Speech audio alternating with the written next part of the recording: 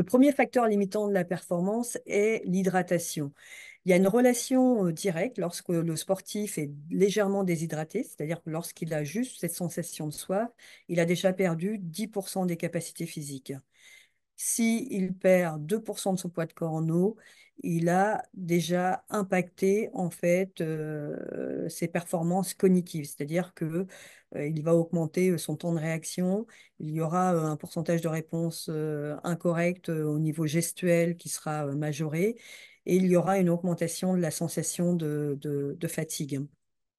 Donc, il y a une relation directe entre une légère déshydratation et un impact sur les capacités physiques et cognitives. Donc, au sportif, on lui demande de s'auto-évaluer au niveau de son hydratation au quotidien.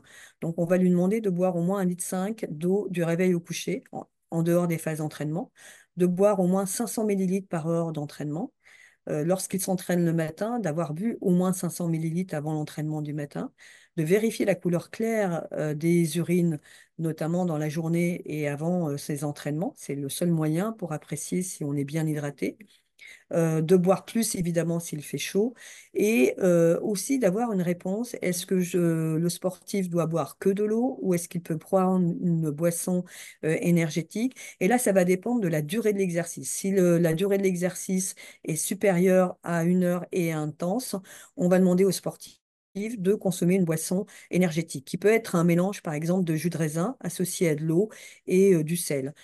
Un exemple, en ambiance tempérée, on peut mettre 200 millilitres de jus de raisin, 800 millilitres d'eau et un petit sachet de sel. Et là, on a une boisson énergétique qui est adaptée, en fait, pour le sportif.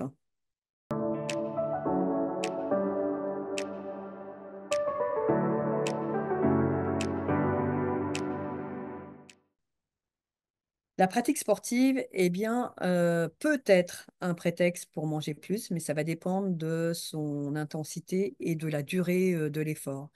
Donc, si l'intensité est faible et si la durée est faible, la personne ne doit pas consommer davantage d'énergie.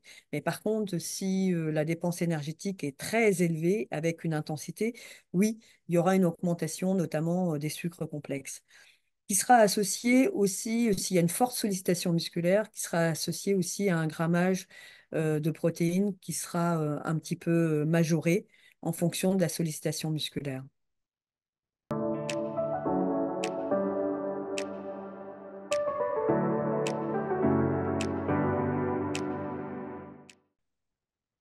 Alors, avant la pratique sportive, on va surtout mettre en place un fruit, notamment 1 heure avant la séance sportive. Donc, déjà, il y a un temps de digestion qui est à respecter. Et en plus, cet apport glucidique peut se justifier notamment si le dernier repas a été pris plus de 4 heures avant la séance sportive. Donc, par exemple, concrètement, on peut prendre une banane 1 heure avant l'activité physique ou une compote 1 heure avant la pratique sportive.